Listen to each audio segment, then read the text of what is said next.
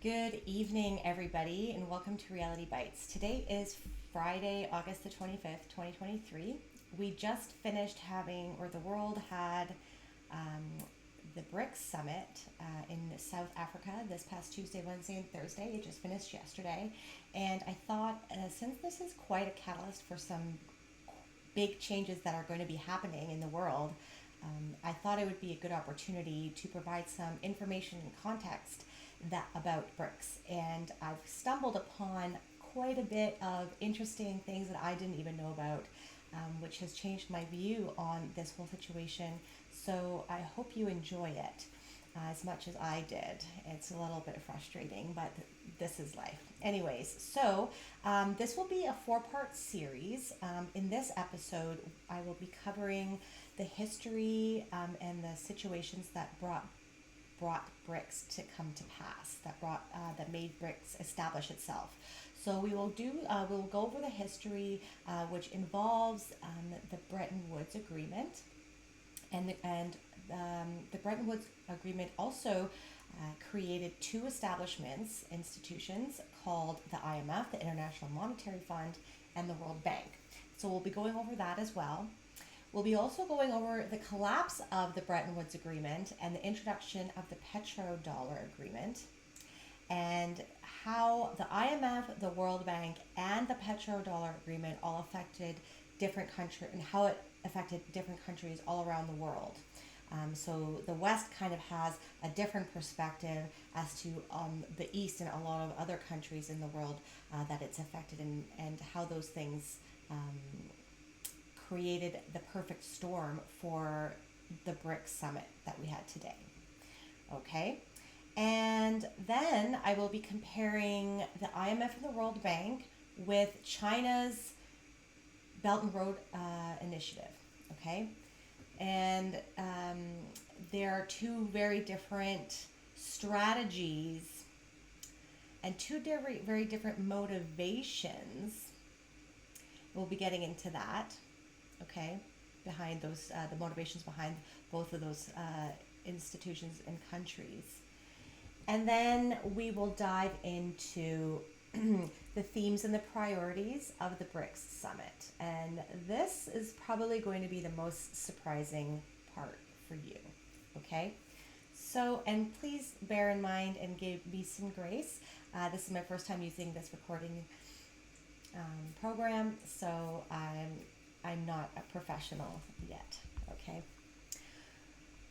Okay, so let's see here. I am going to do this. So, the Bretton Woods Agreement was a little party that the United Nations Monetary and Financial Conference held in July of 1944. And this was in Bretton Woods, New Hampshire. And funnily enough, 44 nations also took part in the year 1944. I just thought that was a little cute. And they were talking about creating a new monetary system that can be used internationally. And this is obviously called the Bretton Woods system. Now, these countries saw an opportunity for a new international system after World War II that would draw on the lessons of the previous gold standards that were used in the previous history and the experience of the Great Depression, and to provide for post-war reconstruction. Now, if we all remember, Poland and Germany, Poland really got decimated by World War II. So did England, and so did Germany. This was kind of created to provide funding for post-war reconstruction and rebuilding, kind of like BlackRock would be doing in Ukraine in this day and age.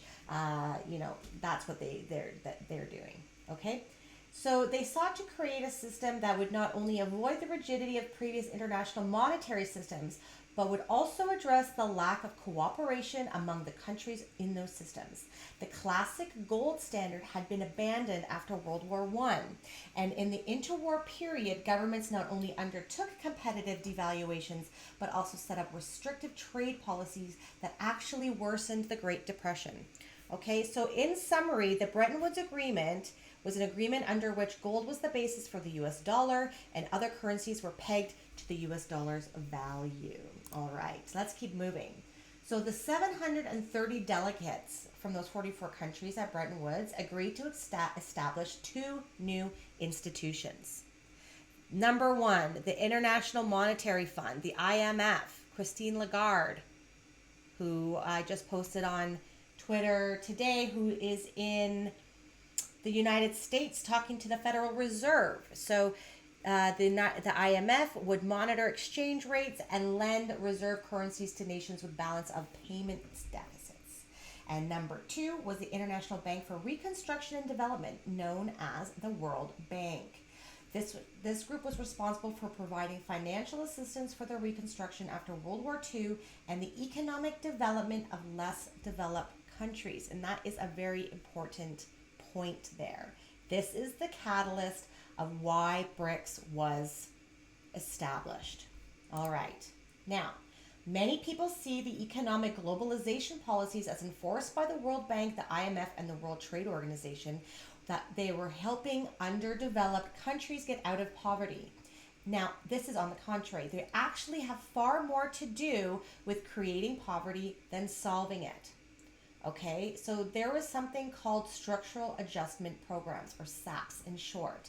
And these are a set of economic reforms that a country must adhere to in order to secure a loan from the International Monetary Fund and or World Bank. Now, these are going to be some of the reasons why countries started having animosity and resentment and hatred for the United States and the IMF and the World Bank, because they pretty much kept them down and unable to step out of being a third world country, step out of being underdeveloped into being a developed country. These countries are rich in resources, and if they were only able to utilize them to their own benefit and not the benefit of the West, we would be in a different world today. So let's go over some of these SAP requirements, okay? We have the removal of tariffs that would help small local industries to survive against global corporations. Okay, so this is the start of globalization, pretty much, because the local companies and local industries were not given the upper hand in their regions, and they removed tariffs that would be put on global corporations. So this led to the big corporations being allowed to swoop in. Secondly, we have the removal of domestic rules that may slow down or regulate foreign investment, thus enabling global financiers. Okay, so this is another way that the power of the country was taken out of the hands of the people and put into the global corporate realm. Okay. The elimination of price controls, even on necessities like food or water, and in addition, the imposition of wage controls. The predictable outcome has been that already underpaid workers become even less able to survive. Okay, so food and water were the prices of these things were not in the people's control of their own country. They were being subjected to the whims of these corporations. So these countries were pretty much run by global corporations, pretty much like today, but this is the start. Drastic reductions in social services and the agencies that run them. Often these services become privatized so that the help that people once received for free now require fees to global corporations. Many people cannot afford fees and dropped out of the system. So now people aren't getting cared for as well. Okay. Some other ones are aggressive destruction of popular programs by which nations attempt to achieve self-reliance in basics such as food, transport, basic industry, and basic resources. So you will see under the next one, rapid forced conversion of domestic economics to emphasize export production. So anything that these countries were producing, such as food or other industries, they were made to export these things. And usually they were under management by foreign investors and global corporations. Okay, so they don't get to use what they grow. They don't get to use what they make. Okay, a lot of the commodities and resources that they do have, they don't even get to refine them there. They just send them across to like build up their workforce, right, and their economy. They send it out in its crude format to be refined in other countries, and then these countries usually have to export their goods and resources and then buy them back from the West, okay, which is theft and extortion and extremely immoral. Since the end of the last century, non-governmental organizations, NGOs, were part of widespread, sometimes violent protests everywhere, where a meeting for the fund of the bank or the WTO, where there was a meeting for the fund, the bank, or the WTO. Writing off the huge debt prohibiting economic improvement in poor countries became the main slogan of these protests. Now, I'm going to tell you, the IMF and the World Bank are so reluctant and most often refuse to write off any debt from these countries. But let me tell you, China and Russia have had wrote off a lot of debt from countries in Africa and in Asia as well, in order to quote unquote develop them, so that they can create an economy where they can trade with China and Russia more easily. Okay. Now, in 1971, concerned that the U.S. gold supply was no longer adequate to cover the number of dollars in circulation, okay, the Federal Reserve, like the gold reserves, they're depleted in the United States. And the United States kept printing money, okay? So President Nixon devalued the U.S. dollar relative to gold. So he took them off the gold standard. So now the money is not backed by gold, okay? Then in 1973, the U.S. agreed to offer armed protection to Saudi Arabia and provided weaponry and other military supplies in an agreement involving the overall sale of oil in U.S. dollars. Moreover, Saudi Arabia would recycle the surplus dollars into American economic system using treasury bills. Okay, so this is another thing that it's for another video, the treasury bills that are going to be sold off. Anyways, here we go. Nice little visual here of oil exporting nations delivers oil to an oil importing nation, and they're paying them in American dollars. All right. So there are also OPEC nations. So by 1975, all OPEC members embraced the petrocurrency arrangement and consented to oil export in U.S. dollars. As a result, the American currency now contributes to almost 2/3 of the international economy. It is the reserve currency for most central banks worldwide, since the U.S. dollar is the chief currency needed for natural gas and oil. Now let's take a look at this map here. Okay, we have United Arab Emirates, who is now part of BRICS. Saudi Arabia, which is now a part of BRICS. And I believe Iran, is Iran part of BRICS now? I don't think so. So it's just Saudi Arabia, United Arab Emirates. Okay. Actually, Iran, I think it is as well. So, so you see here, there are a lot of OPEC members that have agreed to buy and sell oil and gas in the world reserve currency, which is the US dollar. And this was an agreement that they did since 1975, and now everything could possibly be coming to an end. All right, so let me see here. Let's just switch over. All right. So as I fiddle around with this and move on to the next section of my presentation, I will smell for you. All right, here we go. So as you see here, we have a graph of the history of the global reserve currency since 1450. Okay, so we see here Portugal was first, and the mean average of the lifespan of global reserve currencies is about 85 to 100 years, and I believe we're over that. by a bit now, with the United States being the global reserve currency. Okay, so let's move on. I just wanted to touch base on that. We had Portugal, Spain, Netherlands, France, Britain, and now USA. And what do you think is going to be the next global reserve currency? Let me know in the comments below. Okay, do you think it's going to be the yuan? Do you think it's going to be China? Do you think it's going to be a mixed bag of currencies? Do you think America is not going to lose reserve currency status? Or do you think we're going to the crypto land? I guess we'll have to wait and see. Check my video 4 will get more into how the money's going to look like, so stay tuned for that. All right, moving forward.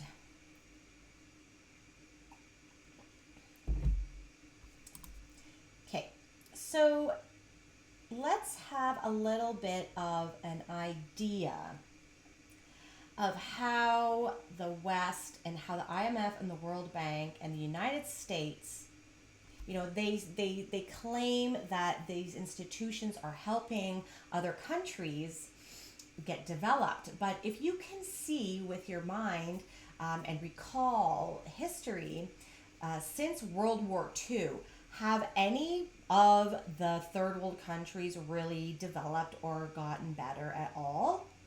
I would think not. Okay, and this is the countries have just got more in debt, and their resources are being stolen from them, and they're being pulled into this debt trap.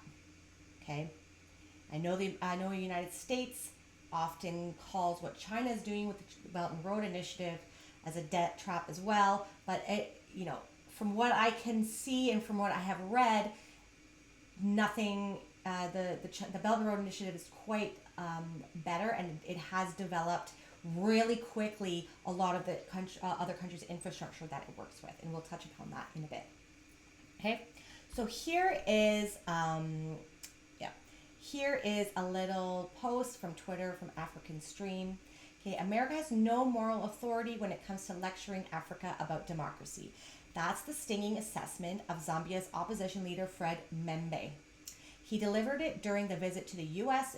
Vice President Kamala Harris. So Kamala Harris came there, and you know, instead of focusing, just like they do in the States, instead of focusing on real issues, they came to preach about transgender rights and gender issues. Okay, so he pointed out to her country's pursuit of coups and enslavement in the past. So let's take a look at this.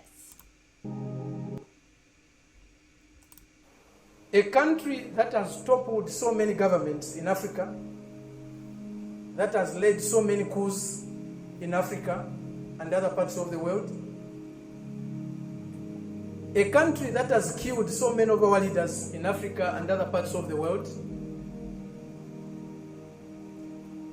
the killers of Patrice Lumumba, those who toppled Kwame Nkrumah, those who killed Nasser, those who killed Muammar Gaddafi, today are coming to teach us about democracy.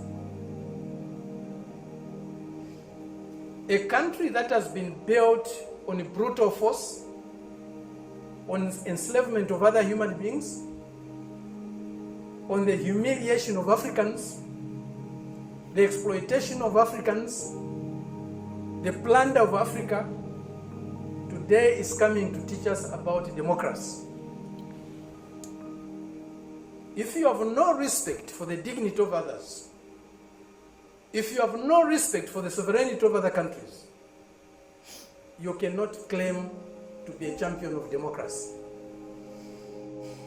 Okay, so you can see here that they don't see America in a good light. America has not done Africa well.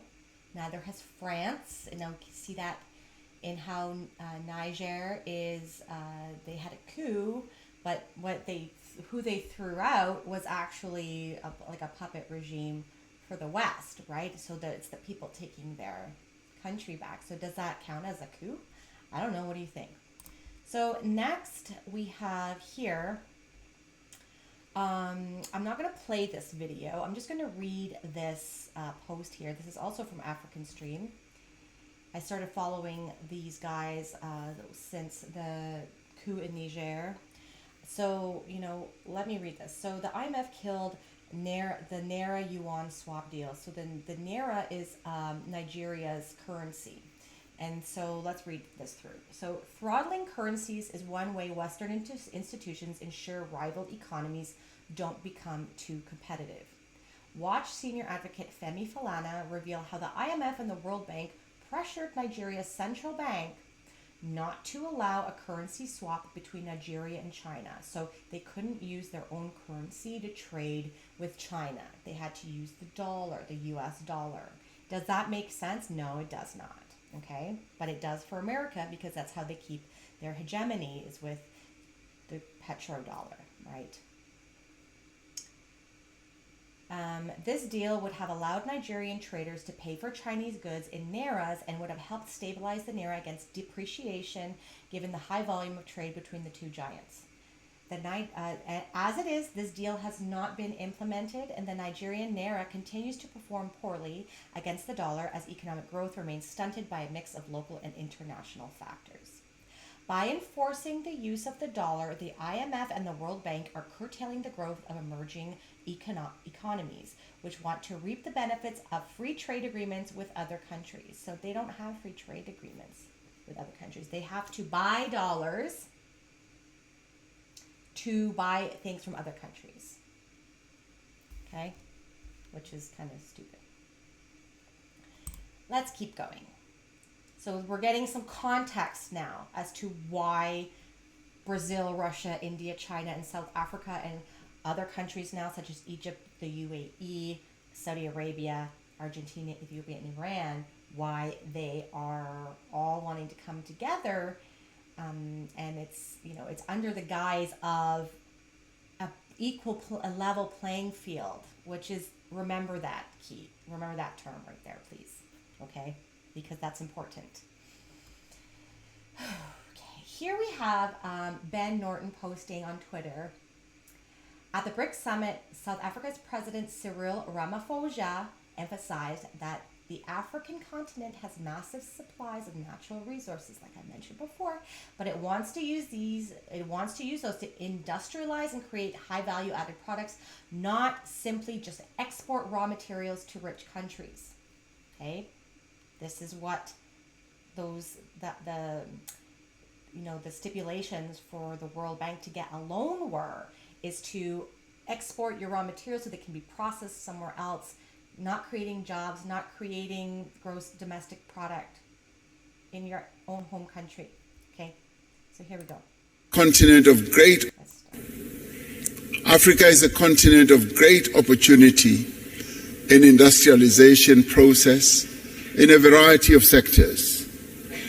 This continent is rich in the critical minerals that will drive business success in the 21st century.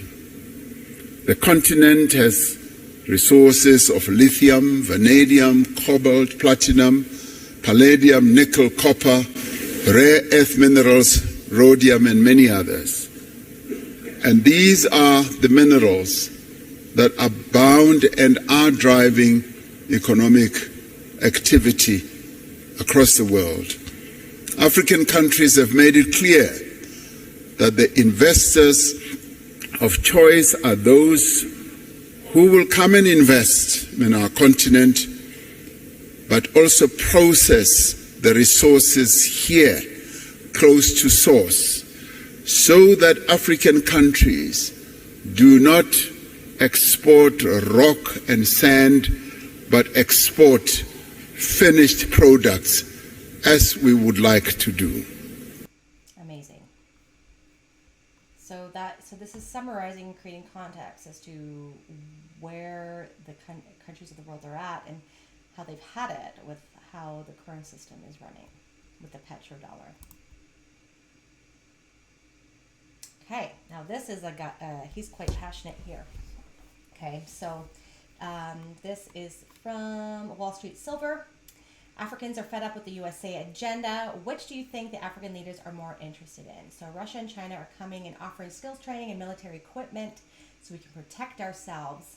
The Americans are offering human rights lectures. So that was like the Kamala Harris little video that was shown there. So let's just play this here. Let's rewind that.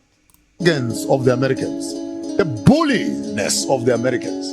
Let me even throw it on the west side. America right now comes to Tanzania, comes to Ghana, comes to Zambia with 16 million. And guess what? 16 million only for Zambia. 16 million, ask me what is it for?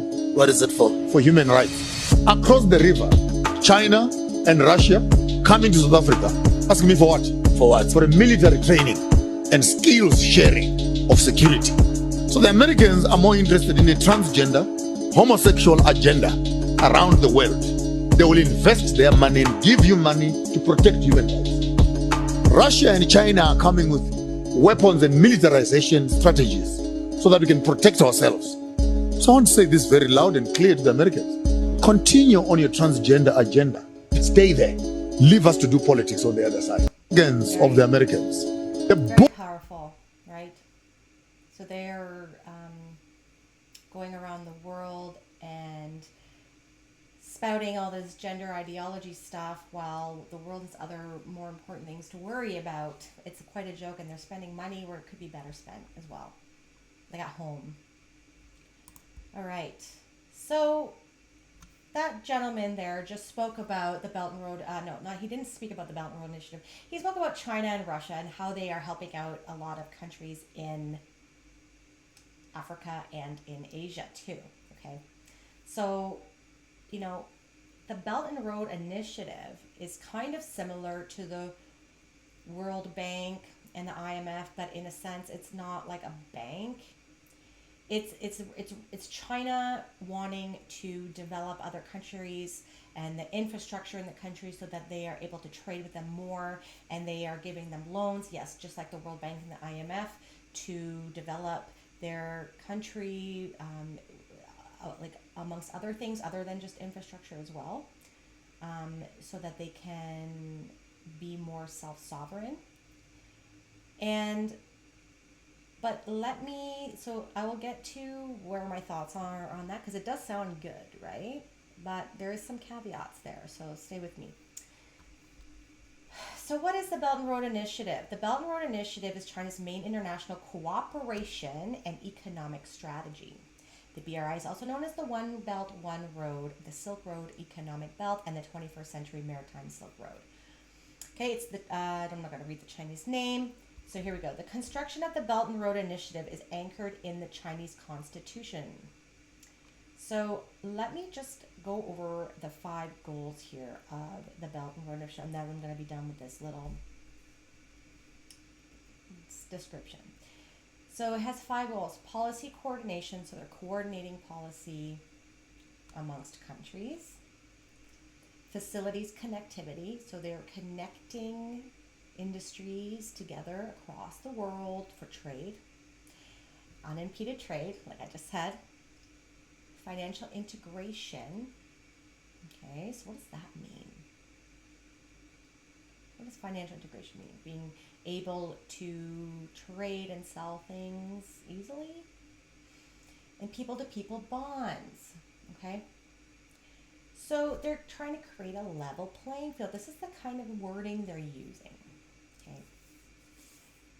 Everyone's equal, more access to stuff, more equitable. What does that remind you of? Communism? Yes, it does. Okay. Globalization? Yes. They are connecting the world to be more easily accessible, right? Which is the same thing that they were doing in the early 1900s with the IMF and the World Bank, right? So keep that in mind. Moving on.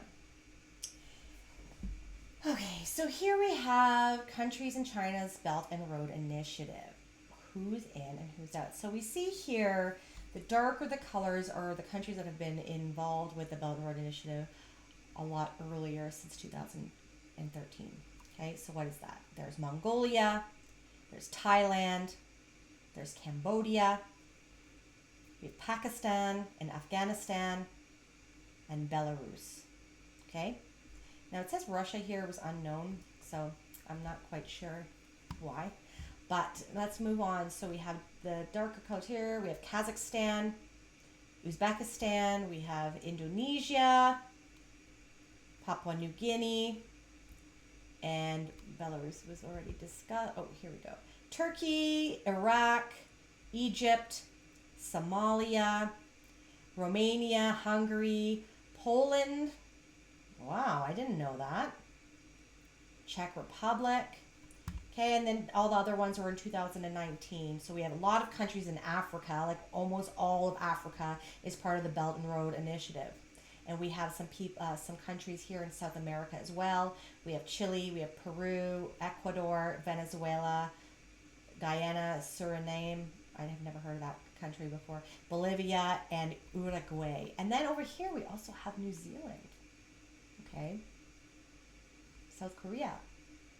Philippines, yes. So this is quite big for China to be developing. They're making connections all around the world, right? Okay, so this visual here are some of the ways that they are building the infrastructure. Okay, so there are railroads that are being built. Okay, so all of the light pink here, going down from China into Africa, going all the way into Europe. Those are planned. There's oil pipelines, gas pipelines, ports. Okay, so they are really developing infrastructure and allowing countries to be able to export and to trade. Okay. Okay, so let's start having some fun. So this is the BRICS South Africa 2023 website.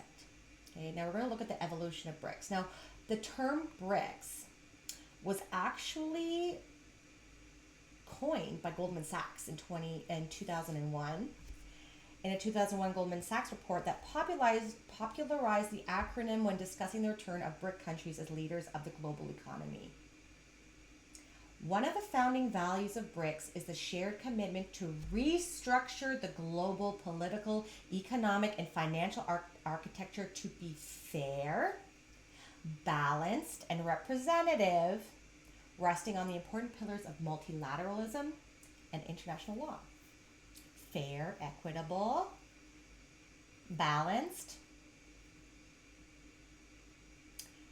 Okay, so this is all going to be these concepts that kind of mirror pillars in communism.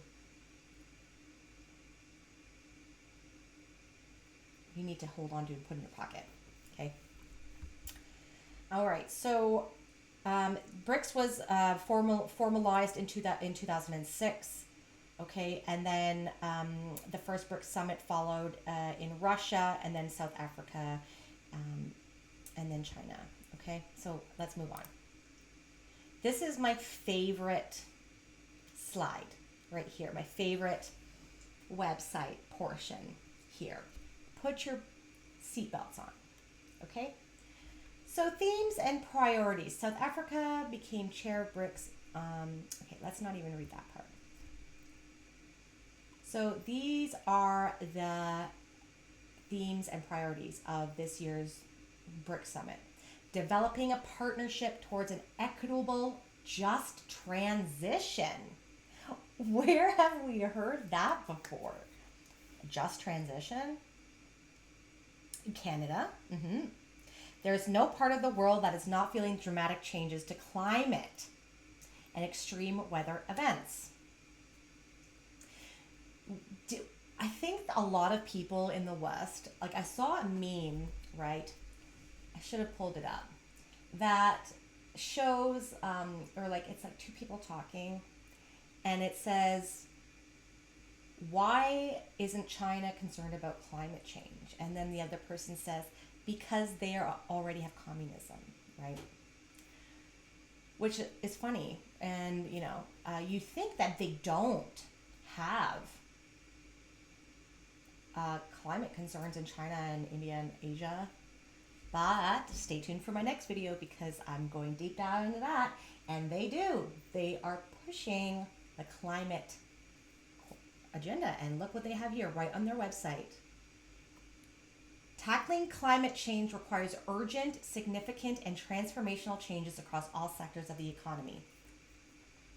Opportunities need to be explored to manage the risks associated with climate change while still improving the lives and futures of those people employed under the umbrella of target industries. Okay, moving on. Transforming education and skills development for the future. Education and continuous skills development are long-term solutions towards development and escaping poverty. Yes, I would agree on that. Existing cooperation and initiatives towards knowledge creation and exchange must be strengthened to unlock opportunities for the future. I agree, okay? Now, I'm not even going to scroll up because I want to keep the last one a surprise. Unlocking opportunities through the African Continental Free Trade Area. The African Continental Free Trade Area creates a predictable environment for trade and investments in Africa, particularly in infrastructure development, right? The Belt and Road Initiative. BRICS members are reliable partners for cooperation, trade, and development. The partnership between BRICS and Africa must focus on unlocking mutually beneficial opportunities to increase trade, investment, and infrastructure development towards the operationalization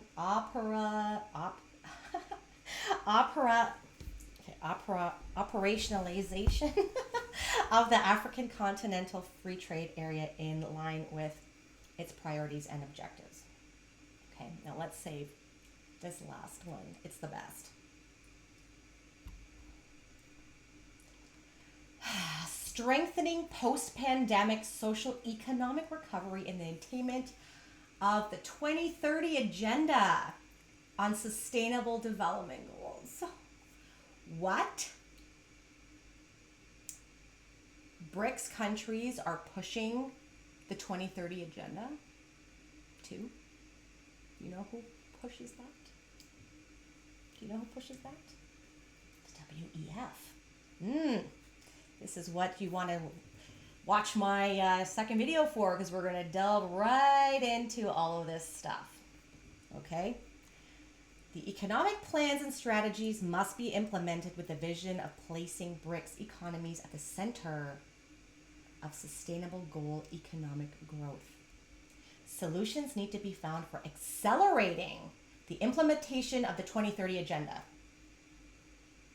Wow. Equity, fairness, and a recognition of common but differentiated responsibilities and respective capacities should underlie the response. Okay, I'm not even... Oh, yeah, I will read that part. Okay. Strengthening multilateralism, including working towards a real reform of global governments, institutions, and strengthening the meaningful participation of women in peace processes. Okay. BRICS has a common vision of a more equitable, fair, balanced, just, and representative global political, economic, and financial system, but faces global resistance by vested interests. Recent reform achievements serve as the foundation of continued efforts to channel the collective BRICS voice and influence where it can make a change. The marginalization of women in peace processes need to be addressed. Sorry, I'm being a little bit facetious here. Lasting peace, security, and sustainable development cannot be achieved without the inclusion of women in conflict resolution as well as post-conflict reconstruction. I'm not even going to touch that. Okay, so the sustainable goal development here. What the... Okay, do you know what that is? You know what that is here? Okay, it's from the United Nations. The United Nations is pushing this. You think BRICS would be against the United Nations agendas? No? So I'm not going to go, the 17 goals here, they are quite vague on purpose. And I will get into my second video on how this is all about kind of like climate change. No, I'm not going to give it to you. You have to come and watch my video.